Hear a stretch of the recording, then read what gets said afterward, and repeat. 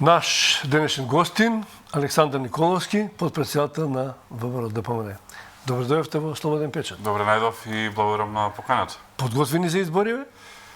Па подготовките почнуваат, обично така е, некои 5-6 месеци пред избори веќе почнуваат подготовки, со тоа што кај нас е, би рекол, добра страна, имавме и се уште имаме на интензивна теренска активност, која што започна летото, трае цела есен, еве и зимава. Неколку дена во неделата сме сите спуштени помеѓу граѓаните. Добиваме информација од нив, како ги гледаат работите, сега која зајакнуваме и партиската структура, тоа и всушност и работа се нас како раководство на политичка партија. Но исто така и добиваме чувство што е она што би сакале да го видат граѓаните после избори. Можеме да ви кажам дека добри контакти направивме, нема дел од држава кој што не е посетен, така што овој дел паметно го искористивме, сега после празниците веројатно ќе влеземе во една класична изборна кампања што ја знаат граѓаните. Така, добро, терминот неофицијално се говори веќе како да е усвоен 8 мај, меѓутоа има уште некое време кога треба партиите или така наречена лидерска средба, не знам во кој формат ќе биде, да се прецизира. Кога очекувате и кој мислите дека ќе биде тој термин? Ситуацијата, мислам, само ќе земам 2 минути, непотребно се искомплицира, имајќи предвид дека позициите на дел политички партии, вклучувајќи тука и владеачките, беа дека треба да се случат раздвоени избори, што немаше никаква логика, имајќи предвид дека временската разлика помеѓу претседателските и парламентарните избори не може да е повеќе од месец и половина до 2. Да и биле 6-7 месеци веќе е некоја друга ситуација. Мислам дека на страна на владеачката само имаше погрешно правно мислење дека изборите можат да се случат нанапред, а не наназад од датумот на избори на последниот циклус, што е погрешно толкување на Уставот. После тоа тие сватија дека е тоа грешка. И веќе се дојде до еден разумен заклучок дека неодржливо е за државата и финансиски, и логистички, ако сакате и политички, да, например, во април има претседателски избори 2 круга, а крај на мај има парламентарни избори. Сега тоа е веќе разрешено, мисля, че има датумот. Кои датуми го се во игра? Две опции во однос на датум. Едната опција е првиот круг на претседателски избори да биде на 31 март, а вториот круг на претседателски избори заедно со парламентарни да биде на 14 април. Тоа е првата опција. И втората опција е она што и ние го предлагавме, на 24 април да биде првиот круг на претседателски избори, а на 8 мај да биде вториот круг на претседателски избори заедно со парламентарни. Во овој наш предлог има две карактеристики. Прво, парламентот оди на редовни избори, што значи дека е во функција и по одржувањето на изборите до конституирање на новиот парламент и може да се направи инаугурација на ново избраниот претседател на државата на 12 мај, кога на Стево Пендаровски му завршува мандатот. Тоа е првата особеност. Втората би биле изборите во среда, како што беше во 2020 и во 2006 всушност. Од причина што 5 мај недела е велик ден и имајте предвид дека е толку голем верски празник, не би било логично да има. Значи очекувате еден од овие два термина да. Ама веќе мислите дека има компромис меѓу политичките субјекти? Па од она што го гледам и од тоа што има, ние официјални разговори сме немале, но од сите неофицијални комуникации кои што ги гледаме, а гледате дека имате ли со СДС комуникација некаква? На оваа тема директна не и официјални разговори нема. Тие решија да дискусијата ја водат преку медиуми во ред и тоа е начин. Немате телефонски јавувања во собрание? Не, за жал не. Во собрание се гледаме, но зборувам на оваа тема немало разговори. Тие решија да ја водат дискусијата преку медиуми и тоа е избор и тоа е начин, не велам дека е погрешен. И излегоа со став кој што коинцидира со нашиот став. Точно е дека ние тој став го кажавме претходно во јавност. Сега гледам дека претседателот на владата инсистира да има некаква средба. Тој рече првата половина на декември, ние сме спремни, немаме проблем, ќе седнеме, ќе поразговараме, да ги затвориме прашањата. Во суштина има неколку прашања кои што треба да се затворат. Прво, мислам дека треба да се случат измени на изборниот законник, барем во препораките на наблюдувачките мисии на ОПСЕ и ОДИХР оценската мисија. Тука има препораки кои што ние ги нарекуваме технички, имајќи предвид дека не задират во политичкиот дел, но се многу суштински за начинот на гласање. А тоа е? Па еве, има неколку сектори кои што можам да ги споменам. Прво е правото на глас на лицата со навршување на 18 години, што се случува оние кои што навршуваат 18 години помеѓу двата изборни круга, а уставот вели дека е гарантирано избирачкото право. Понатака, што се случува со гласањето, но и не само гласањето, туку и начинот на следење на кампања на лицата со попреченост. Има бројни препораки кои што мислам дека е добро да се преточат. Понатака, што се случува со лицата кои што имаат истечени лични документи не по своја вина, туку гледате што се случува со системот и тоа е прашање кое што треба да се реши. Понатака, имавме на ситуација на локалните избори, пред се во општините Центар Жупа и Маврово Ростушено, може да се расшири во други општини, каде што не можеа да се завршат изборните циклуси, затоа што не можеше да се постигне цензус. Има препорака од ИХР да, доколку еднаш не успеат тие избори, без разлика што се за локални, се не се менува закон секој ден, веќе вториот пат да нема таков цензус, односно тие што ќе излезат мнозинство да се изберат градоначалник, што е логично решение. И бројни вакви други препораки, вкупно се 33 на број. Во делот на финансиска отчетност исто така има, во делот на известување на Државниот завод за ревизија. Договорите сега или? Па, имајте предвид дека се многу екзактни препораките, експертски се одлично сработени. Само е прашање на политичка волја дали тоа се прифаќа или не. Ако се прифаќа, законот се пишува буквално за 2 дена. Луѓе кои што се разбираат во номотехника. Не би имало амандмани, нешто би филибастеринг лесно може да го напише законот и да оди во собрание и да биде усвоен, и не гледам зошто било која политичка партија би имала против овие работи кои што се корисни за изборниот процес, да. Така што тоа е една работа која што треба да затвориме. Втората работа е дали дефинитивно одиме на споени избори, затоа што имам изјави во јавност, но треба да се потврди. И трето е датумот, и откако ќе ги споиме овие работи да влеземе во кампања. Долго време баравте да се случат изборите, предвремени, редовни, веќе не е ни важно, ако сте близко до договорениот термин, вам ви стане и седно на крајот на кништата, но се очекуваше кога партија подолго време бара избори, и претседателски и парламентарни, да брзо го имате кандидатот за претседател. Но гледам дека ни СДСМ исто така не го соопштува, а ни вие.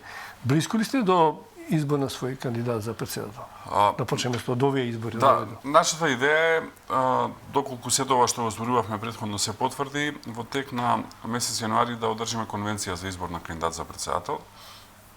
Тоа е традиција во партијата од основањето. Е еден интересен модел, личи малце на овие модели кои што ги има во Соединетите американски држави, а тоа е целото членство гласа за електори или за делегати кои што одат после тоа на конвенција и го избираат кандидатот за претседател, така што сакаме тоа во јануари да се случи. Право да се кандидира има секој кој што ќе собери 30 такви делегати или електори на конвенцијата, има после тоа право да се представи пред сите општински комитети кои што соодветствуваат на општините во Македонија во партијата, да ја представи својата програма и да одиме на конвенција да гласаме. Минатиот пат отидовме со професорката Селјановска, тогаш имаше 10 кандидати.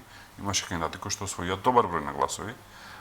Така што не можам да претпоставам сега колку кандидати има. Би иделе повторно со професорката? Па таа е една од опциите. Значи таа е една од... Ако остане Пендановски, тоаш би добили едно од опциите, втор надпревар на исти кандидати. Секако имаме и други опции. Така што има поети имиња кои што се во условно кажано заинтересирани да трчат на изборите, квалитетни имиња и од партијата и надвор од партијата. Мислам дека следниве неколку недели веќе ќе има една појасна слика.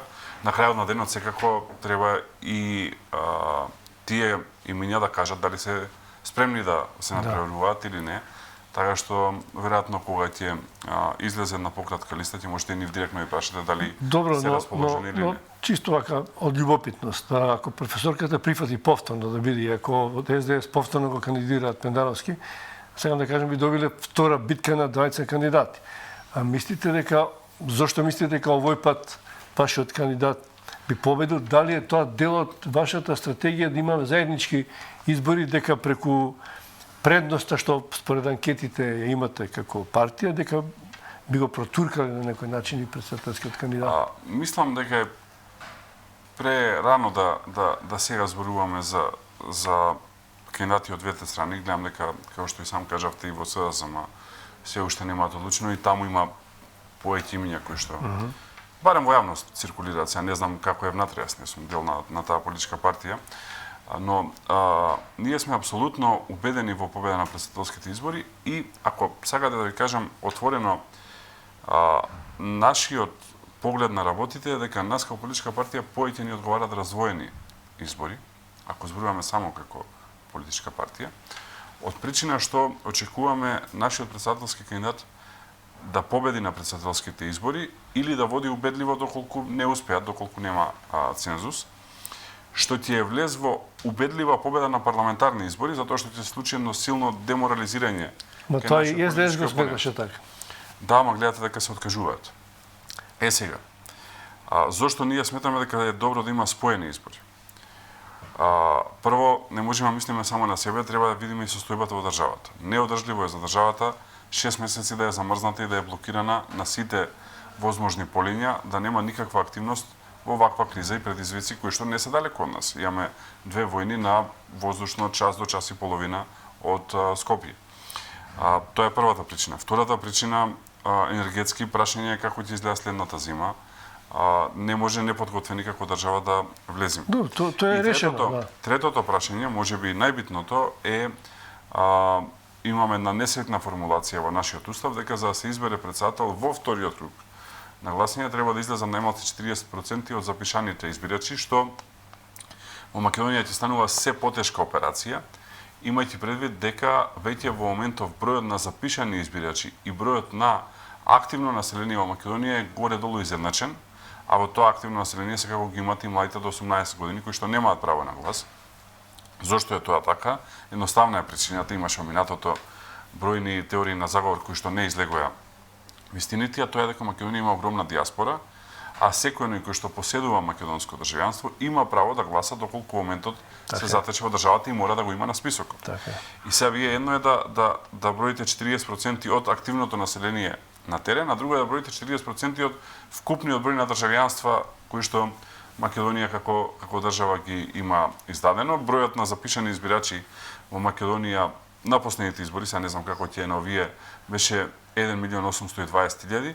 Од тоа да извадите 40% е многу тешко, доколку се само претседателски избори, имајќи предвид дека мотивот кај гласачите е помал, затоа што со цела почит кон сите кои што извршувале функцијата, се работи за една функција која што има протоколарно значење, но нема моќ. Номинатите поминаа добро избори. 51 колку беше? Номинатите поминаа добро, мислам дека немаше такви дилеми, немаше такви опасности, немаше закани, немаше дека ќе се случи депримирање на граѓаните и така натаму. Зошто мислам дека е различно? Фер борба и се слагам. Сега ќе ви кажам зашто мислам дека е различно.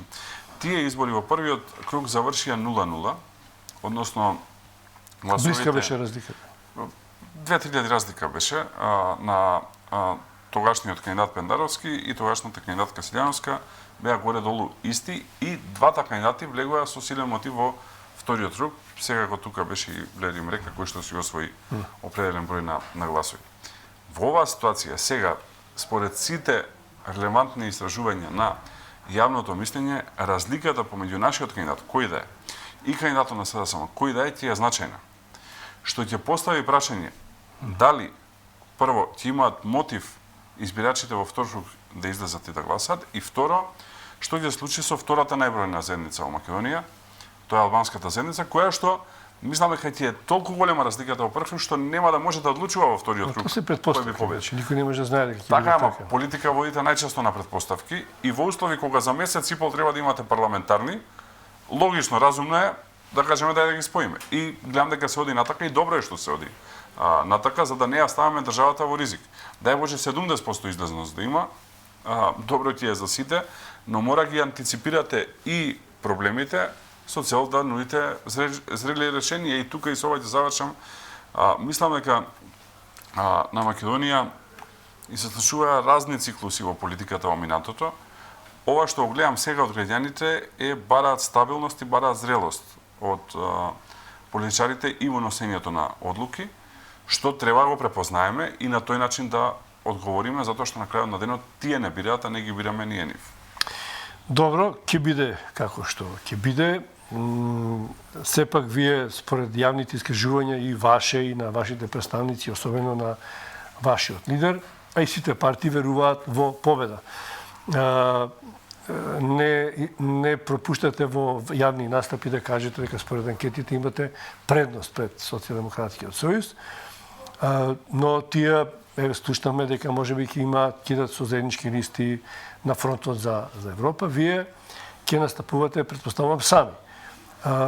Дали е тоа така, дали ќе бидете предизборно сами и зошто, на основа на што сметате дека ќе ги добиете мнозинството гласови од граѓаните? ВМРО ДПМН најверојатно ќе оди со оваа стандардна коалиција за обнова на Македонија, со која што настапи и на локалните избори.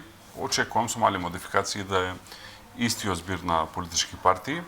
А во однос на тоа зошто очекуваме победа, очекуваме убедлива победа, затоа што јасно е од сето на што го гледаме помеѓу граѓаните дека две константи стојат. Прво е дека економијата тоне, а второ е дека корупцијата цвета. И кај дојдете во држава ги слушате тие две работи, особено во делот на корупција, таа е спуштена толку ниско. Значи веќе не зборуваме за високо профилирана корупција кај највисоки носители на државната власт, туку зборуваме за корупција која што е спуштена на најниско можно ниво, затоа што нема ред и нема контрола. И тоа е нешто што граѓаните го чувствуваат во секојдневниот свој живот и начин на живење и затоа реагираат како што реагираат. Практично ако немате роднина, комшија, братучет, на било кој шалтер за основна работа не можете да завршите работа ако не однесете подарок или дури сега веќе и тоа материјално се гледа. Тоа го нотираше и Европската комисија, дека не заобиколи, дека нема напредок во борбата со Тоа се двете прашања каде што ние нудиме одговори и нудиме решенија. Како, господин Николович? Јас да речеме во досегашната кампања, вие сега подготвувате програмата, ќе поразговараме за тоа, но генерално го кажувавте тоа што и комисијата го кажува дека има корупција и мислам дека дел од владеачката гарнитура признава дека постои такво нешто. Но како ќе се справите со судството? Како, бидејќи нема суди, тие правосудниот систем е ист и кога бевте вие власт и сега кога сте опозиција. Веројатно нема да увезувате други суди и обвинители од странство. Моето мислење е дека Македонија... И кога бевте власт и тогаш имаше корупција, сакам да кажам дека само за жал отиде на полошо наместо да оди на подобро. Поентата со секоја промена на власт е да оди на подобро, не да оди на полошо.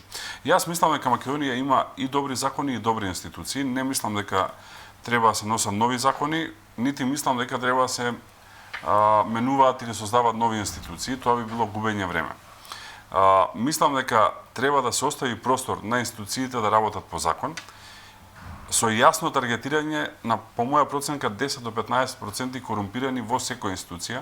Останатите се професионалци и честни луѓе, кои што сакаат да работат, но кои што сега се губат во сивилот. Ако, например, сите зборуваат за корумпирани доктори, и ги зборуваат луѓето помеѓу себе, ние сме мала држава, ја споменавте Европската комисија и Европската комисија и Соединетите американски држави јасно велат во изјавите, сите слушаме. Значи не е државата од 200 милиони па не можеме да стигнеме помалку од 2 милиони. Значи ако зборуваме за корумпирани доктори, треба и да се испита за тие за кои што се зборуваат дали се или не се. Тие кои што се да одговарат, тие кои што не се да им се исчисти името и јасно да се знае во тој сектор дека се направило прочистување. Ако зборуваме за корумпирани професори на факултетите, како што има случаи, исто така треба да се провери и да не одам сектор по сектор. Добро, делумно имаше некои имиња, издај и кај професорите, и кај универзитетите, и кај лекарите. Во однос на судството и обвинителството, мислам дека добрата идеја, ова да нагласаме само мој личен став, треба да дефинираме партиски став, мислам дека добрата идеја од 2005 година, кога се воведоа Судскиот совет и Советот на јавни обвинители, а тоа е да имаат еден вид саморегулација судиите и обвинителите на начин што самите ќе го бираат телото кое што после тоа ќе оценува нивната работа и ќе ги избира судиите и обвинителите, веќе отиде во еден друг дел, а тоа е затварање, дури еден вид и олигархија не мора да е само финансиска, каде што имате еден врзан систем, а тоа е тие кои што треба да ги оценуваат судиите зависат од гласот на истите тие судии кои што треба да ги оценуваат и станува магичен круг каде што никој не одговара и скоро и да немате судија или обвинител кој што одговарал во Но другата форма е повторно собранието или некој извршната власт да ги номинира. Ќе одам и на тоа и исто така доста симптоматична е работата на Академијата за судии и обвинители, чија што идеја беше да е еден вид факултет за судии и обвинители, а стана место каде што деца на судии, на обвинители, на политичари стануваат... И од власт и од опозицијата. Апсолутно, стануваат судии и обвинители, што исто така треба да се испита. Има различни решенија, треба да се размислат. Например, не велам дека е идеално ова што ќе кажам сега. Например, денојаве во собранието се избира состав на Државната комисија за спречување на корупција. Ова е втор пат на овој начин да се бира ДКСК. Овој состав на ДКСК имаше прифатеност од сите сегменти во општеството, мојот впечаток е таков, и во рамки на своите надлежности успеа нешто да сработат се. Тие немаат извршна моќ да можат да процесуираат луѓе, но нешто сработија. Можеби е тоа модел кој што треба да размислиме. Можеби некој ќе понуди некој друг модел, но факт е дека овој модел не функционира и факт е дека во моментов причината зошто е толку ниска довербата во судството и обвинителството е токму овој модел на функционирање и овој затворен систем на избор на судии и на обвинители. Така. Еве, например, просто прашање.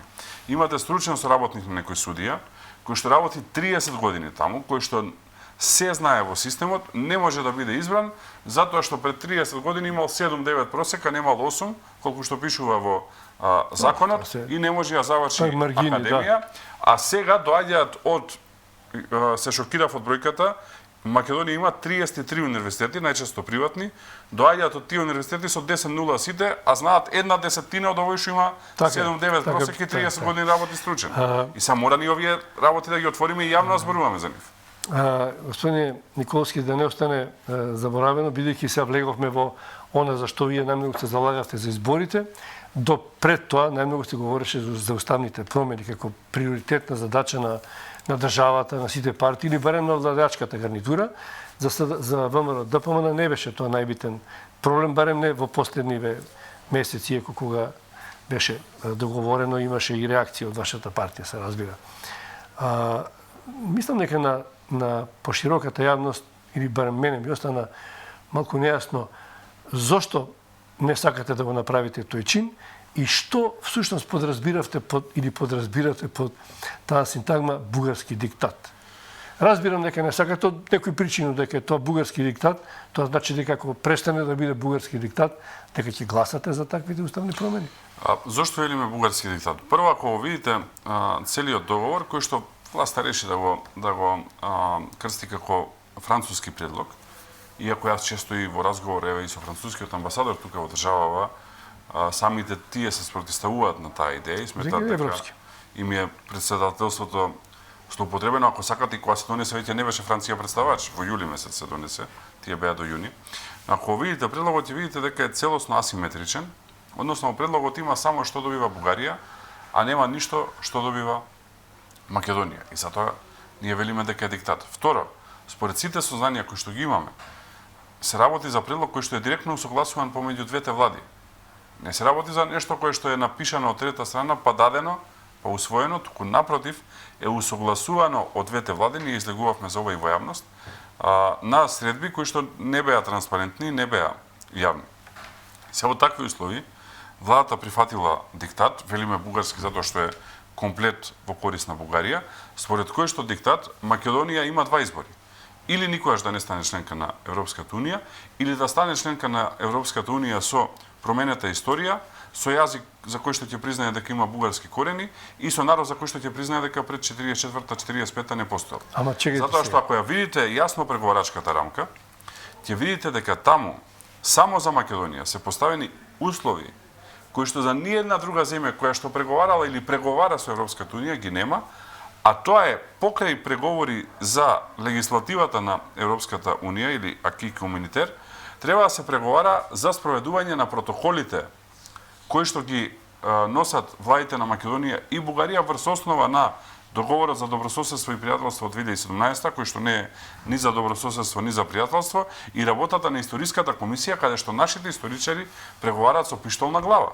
Затоа што доаѓаат бугарските историчари и им велат нашиот поглед за Гоце Делчев е овој, или вие ќе го прифатите, или ние ќе го блокираме во следното поглавје за Европска унија. Имаше деманти дека тоа не е тоа услов, дека протоколите не стануваат, тоа се тоа. Читам што пишува, нема што да демантираме или Второ, вие имате прифаќаме.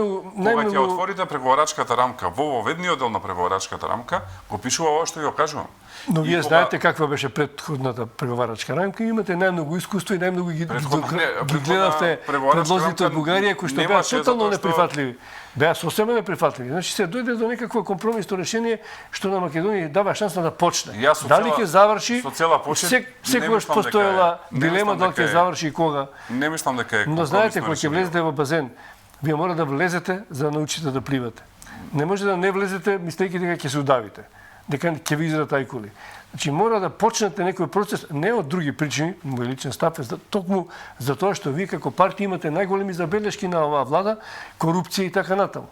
Значи се покажа за овие 30 години, вие сте многу долго во политиката, ни вашата претходна партиска гарнитура, ни оваа сегашнава не успеава да се справат со тоа. Значи нам ни останува само европското искуство да ни се наметне во преговорите, да се решиме, да се справиме со овој проблем на корупција, да направиме реформи што ги бараат граѓаните.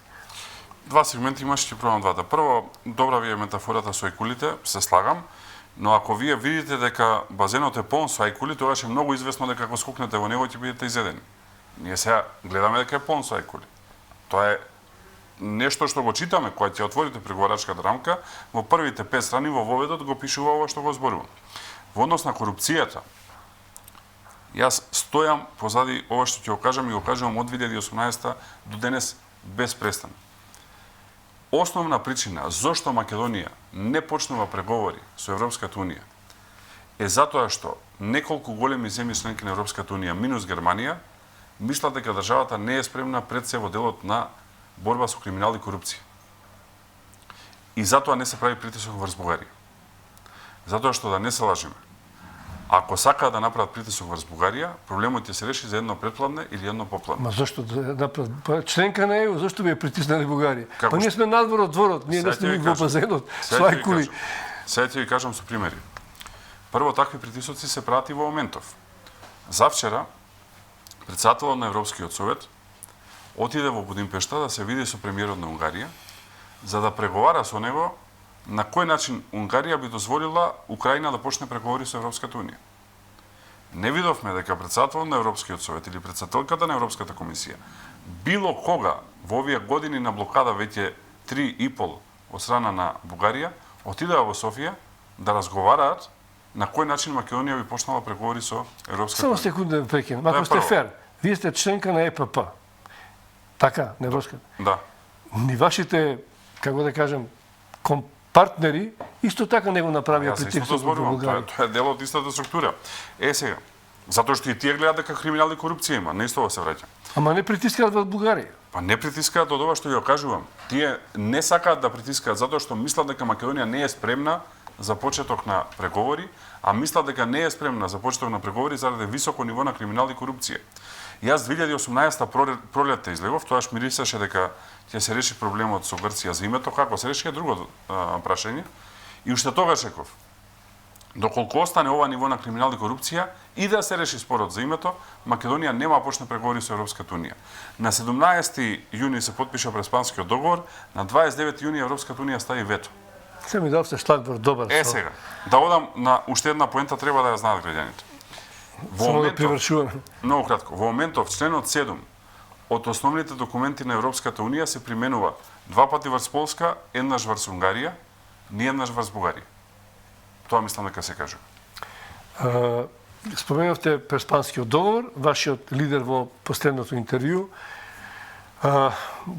остави можноста дека и договорот за добрососедство со Бугарија може на крајот на краиштата да биде повлечен или раскинат.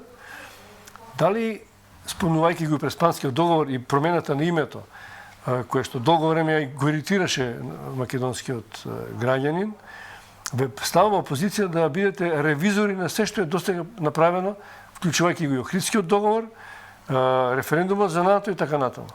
Се ли ќе мислите да... Мислам дека е тоа претешка задача за било кого. Што ќе остави тоа, ајде, кој некој да го формулира? Охридскиот рамковен договор е нешто што е преточено во устав во Македонија и е завршена работа. Во однос на овие два договори, едниот со Бугарија и другиот со Грција, има две суштински разлики. Првиот е дека во договорот со Бугарија е оставена можност една од двете страни да излезе од договорот со информација до другата страна и во рок од една година може да се раскине тој договор. За жал, таква работа нема во договорот со Грција. И второ, мора да бидеме фер, по потпишување на двата договори, Грција не побара нов договор или не постави нови услови во рамки на Европската Унија, без разлика што договорот јас мислам дека е лош, за разлика од Бугарија која што доби договор во август 2017 година и од тоа што не престанува со барање. Ние суштината на проблемот со Бугарија е што ние денес не знаеме што се барањата на Бугарија. Тоа никој не може да ви одговори. Затоа што зборуваме за промена на устав. Радев излегува, се некој го подценува, не е за подценување, председателе се очекува партија да прави која ќе му заврши мандатот, најпопуларен политичар е таму. Излегува, вели, не е доволно. Ама владата па се посмири, да речеме, владата не. Сега, овие 6 месеци. Ама немаме дефиниција што би значило тоа за во иднина.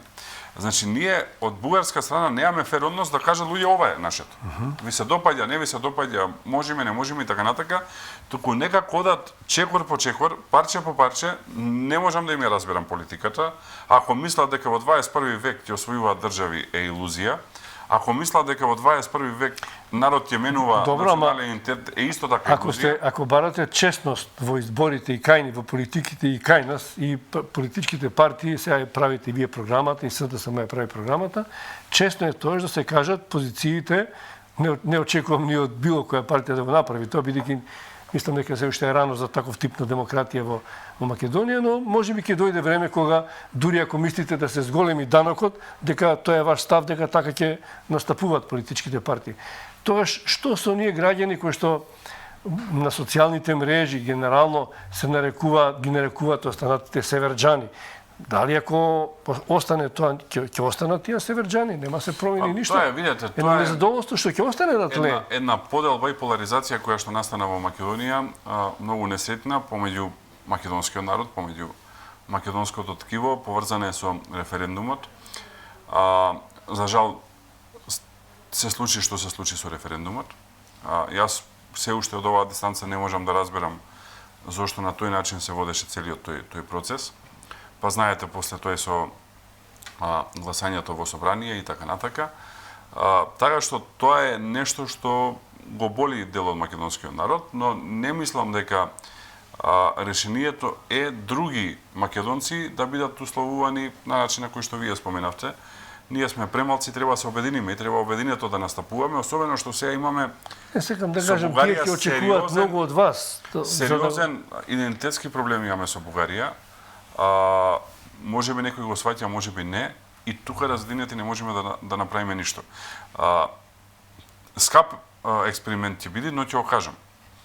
Теоретски, ако утре поминат уставни измени, јас гарантирам дека за 6 месеци на маса ќе е националниот идентитет на историската фигура број 1 на Македонија Гоце Делчев. За 6 месеци, не за подолго. И тогаш исто ќе седиме вака и ќе велиме дали ја прифатиме дека Гоце Делчев бил бугарин и да продолжиме со преговори со Европска Унија или да ги застанеме. Сакам да ви дадам простор малку и за предстојните избори. Најмногу се говореше дека за немањето коалицијски капацитет на ВМРО ДПМН. Сега од изјавите гледам дека на вашиот лидер дека наеднаш ВМРО ДПМН е станала отворена за коалицирање со речиси сите политички субјекти на македонската политичка сцена, постизборни за формирање на влада. Дали тоа е така на вистина? Според се што гледаме на терен... Освен ДУИ или не знам. Според се што гледаме на терен, ние очекуваме самостојно да освоиме 60 пратеник или да сме блиску до таа бројка, што ќе ни даде една сериозна комоција во формирањето на влада.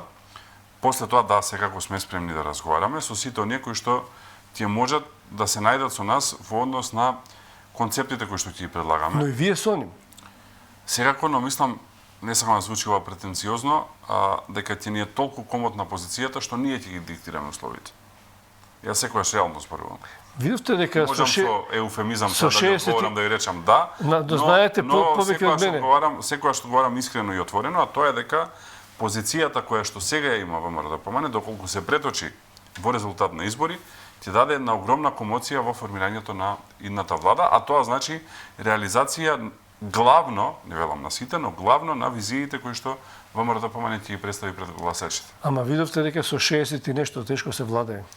Колку ќе трае таа коалиција? Мислам и зависи со кого, да речеме. Мислам дека суштината е какви политики постојат се спроведуваат, а доколку се спроведуваат правилни политики, мислам дека може комуна. Од разговорите со некои од опозицијските партии на албанците, очигледно е како и секогаш да претендираат да седнат со победникот од македонската страна и да ги постават нивните приоритетни услови. Во овој момент тоа се европската перспектива на Македонија и колективните права на албанците.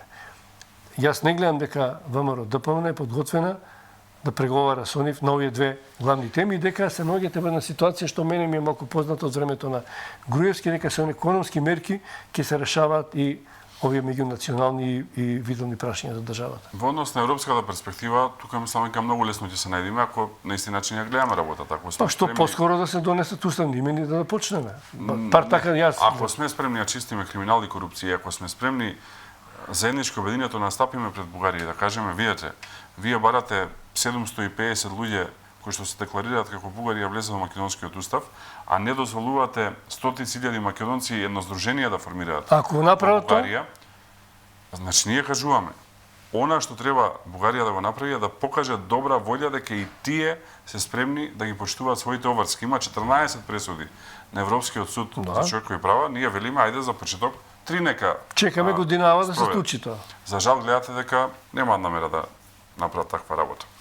Во однос на коалициониот капацитет, мислам дека изборниот резултат ти е таков да ќе има многу желби за коалиција со нас. И левица? Па, мислам дека ВМРО-ДПМН ќе има комоција да бира партнери. И исто така мислам дека јас секогаш, како што кажав, сум отворен, нема да го имаат резултатот кој што го очекуваат. Спремни сте со сите и дури со ДУИ. ДУИ е најмалце посакуван партнер, особено ова раководство на ДУИ не доаѓа во предвид затоа што се крајно корумпирани и криминализирани. Така што доколку сме во позиција да бираме, а мислам дека ќе сме, тоаш би секако треба да има албански партнер во владата и тима би соработувале со ова што се нарекува сега албанска опозиција. Зошто со сите, а не со СДСМ? Па, видете, во однос на тоа прашање, македонскиот народ, ако го прашате, не е многу против. Често луѓето нас ни велат зашто не седнете да се обедините. Со долги години, да. За одредени прашања можеби треба и да седнеме да разговараме. Не ни е нас тоа некоја туѓа идеја, но мислам дека пак ќе се вратам на ова раководство на СДСМ и на ова владеачка структура многу влегува во криминал и корупција. Ти видите што се случува само во рек Битола. Катастрофа од криминал од најниско до највисоко. Видите што се случува во лотарија. Едниот и другиот партнер го кажувам. Така што мора корупцијата да тргнеме на страна.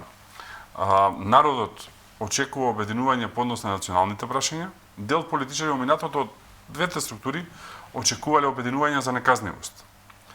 И тука мислам дека се изигрува она што народот го сака. Ако барањето е за неказнивост, тогаш не можеме да соработуваме. Ако е барањето да застанеме цврсто позади македонските национални интереси, како што луѓето на улица кои што не среќаваат барат, тогаш секако дека може да се разговара.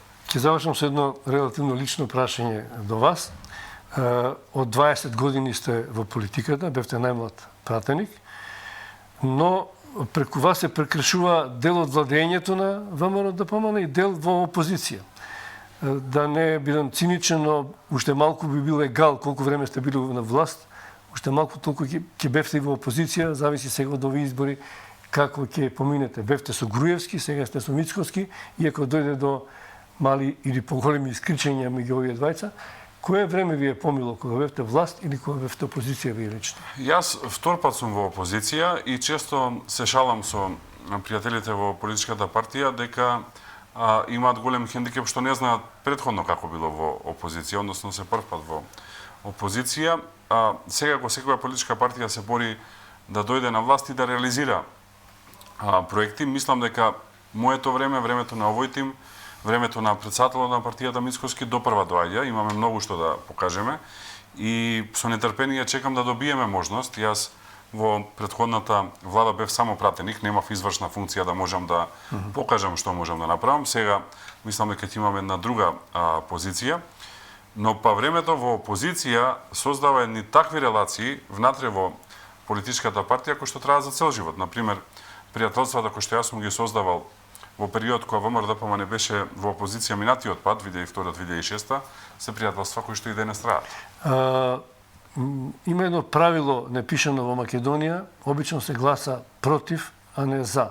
Сметате ли дека вашиот успех ќе биде токму затоа што граѓаните, ако се незадоволни, ќе гласат против власта, а ќе гласат за вас, бидејќи во текот на изминатиот период вие сега правите програмата, нема можност да слушнат, вие немавте влада во сенка што ВМРО, ДПМН како ќе води државата, главно бевте критички настроени кон се она што оваа власт го прави за изминатиот период. Можам да кажам што се надевам. Се надевам дека гласот за нас нема да е само протестен глас, односно дека нема само да е глас против, затоа што ќе излеземе со навистина квалитетна програма и се надевам дека бројни луѓе ќе се препознаат во таа програма, но секако ќе има и многу луѓе кои што се разочарани од оваа власт и кои што ќе гласаат за промена на власт.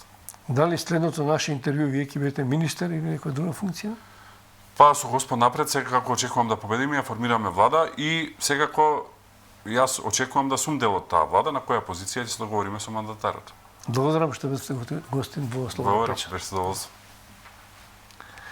Одиме со останати содржини, почитувани играчи.